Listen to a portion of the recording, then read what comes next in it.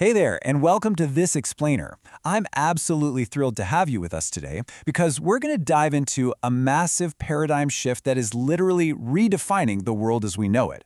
For over a century, a car's value was all about its mechanics, right? The displacement of the engine, the precision of the gears, the complexity of the pistons. But that era, it's basically over. Today, we're witnessing this radical transition from purely mechanical engines to incredibly intelligent computers on wheels. So, here's our quick roadmap for today. First up, the computer on wheels. Then, getting better with age. Third, the global software race. Fourth, the invisible car of 2036. And finally, wrapping up. Okay, let's jump right into Section 1, the computer on wheels. To really grasp the magnitude of this shift, we kind of need to frame it around a tech leap we've all already experienced right in our pockets. Think about your current smartphone for a second. When a new software update drops, you download it, and suddenly your camera takes way better low-light photos, or your battery life magically extends. You didn't go out and buy a new phone, the software just optimized the hardware you already had. Now I want you to ask yourself, what if your car did exactly that? What if the vehicle sitting in your driveway right now actually got better, faster, and more efficient months or even years after you bought it?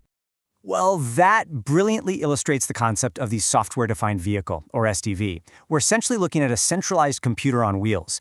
The software now manages the entire ecosystem, everything from motor efficiency and driving dynamics all the way to safety protocols. Because the car lives in the cloud, it actually evolves through continuous digital updates.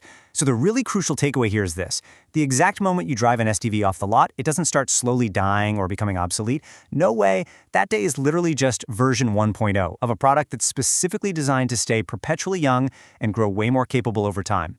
Which brings us nicely to Section 2, getting better with age. Consider this pretty stark contrast. Traditional cars, they're fundamentally depreciating assets. They're hardware fixed, they're offline, and they're totally static. When something goes wrong, you're dealing with physical recalls and manually dragging it to the mechanic. But SDVs are perpetually young. Because they're connected to the cloud, they use over-the-air or OTA updates. Manufacturers can remotely diagnose problems, totally refine your driving dynamics, or even shorten your braking distance without you ever having to leave your couch. You're literally just downloading a better car.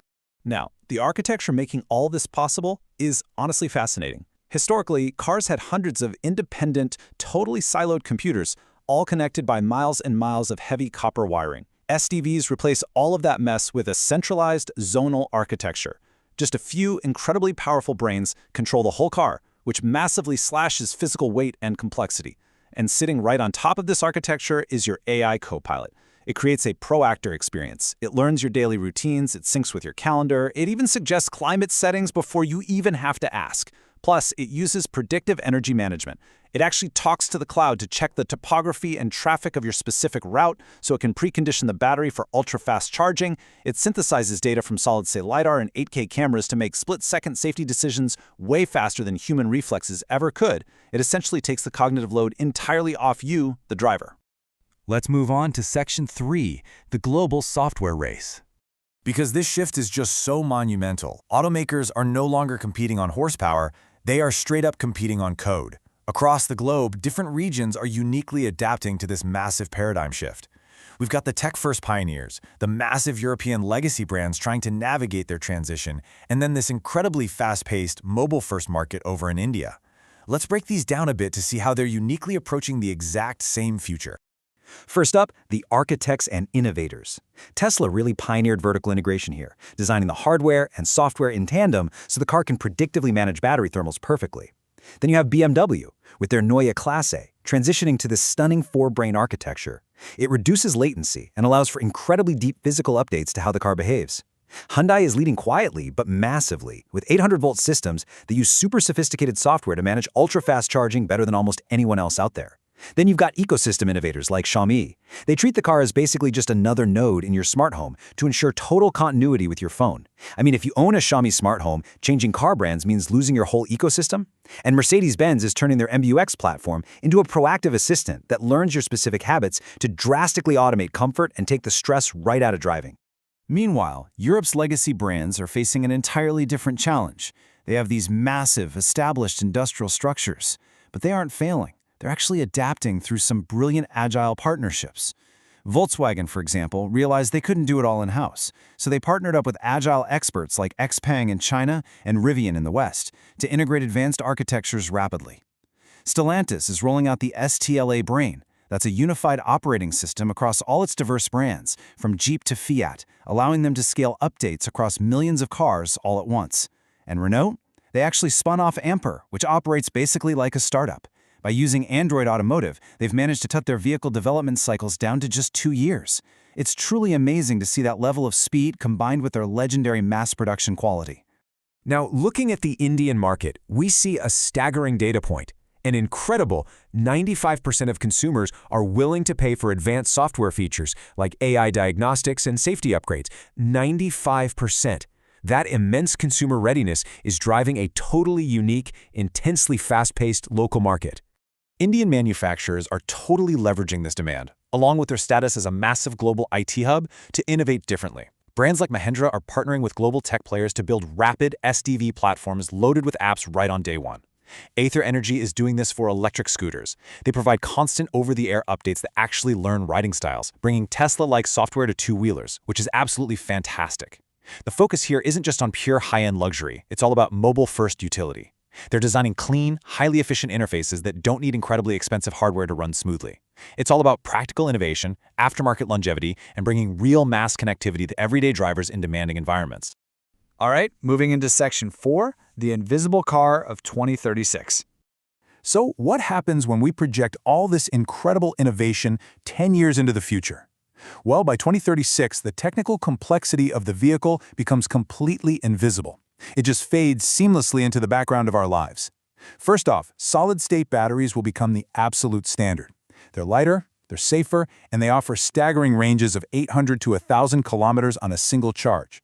Add in wireless induction charging in parking spots and right on the highways, and literally plugging in a car will feel like using a rotary phone. Second, we hit level 4 and 5 autonomy. At that point, manual driving basically becomes a niche leisure activity. And third, because of that autonomy, the cabin completely transforms into what we call a third space. It's no longer just a driver's seat. Imagine a mobile office, an entertainment lounge, or even a place to catch some sleep, while the software handles door-to-door navigation with near-zero accident probability. And honestly, perhaps the most mind-blowing shift is vehicle-to-grid or V2G economics. Your car fundamentally transforms into a mobile power bank. When it's just parked in your garage, it can actually return stored energy right back to your home, or even back to the city grid during peak demand times. Your car literally stops being a drain on your wallet and becomes an active economic asset that lowers your home energy bills. How wild is that? And that brings us to Section 5, wrapping up. Let's just quickly summarize this incredible journey we've been on. Today, we've explored the complete paradigm shift from mechanical engines to cloud-connected companions. We started with that smartphone metaphor, right? Understanding how cars today are essentially just version 1.0 when you buy them, fully capable of getting perpetually better. We traveled the globe, from Tesla and BMW's incredible architectures to Europe's agile legacy partnerships and India's massive mobile-first software boom. And we ended up looking into the invisible, autonomous, and totally wireless future of 2036. I really want to leave you with this specific thought from the source material. It says, "The car becomes more than a machine. It becomes a companion that stays perpetually young through the power of the cloud." You see, while the underlying architecture, the zonal controls, the AI algorithms, the 800-volt systems is undeniably complex, its ultimate purpose is profound simplicity.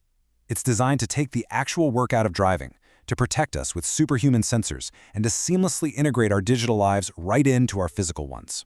As we wrap up this explainer on the future of mobility, I want to take a moment to directly thank you, our focused learners, for tuning in today. We designed this specific explainer to really break down a deeply complex technological shift into clear, visual, and accessible concepts. Your passion for efficient, direct learning is exactly what makes these explainers possible, and I truly, truly appreciate you joining me on this journey. So I'll leave you with one final, kind of provocative question to ponder. When your vehicle becomes a self-driving, money-making power plant that syncs perfectly with your smart home and gets smarter every single day, will it really still be accurate to just call it a car? Think about it. Until next time, keep learning.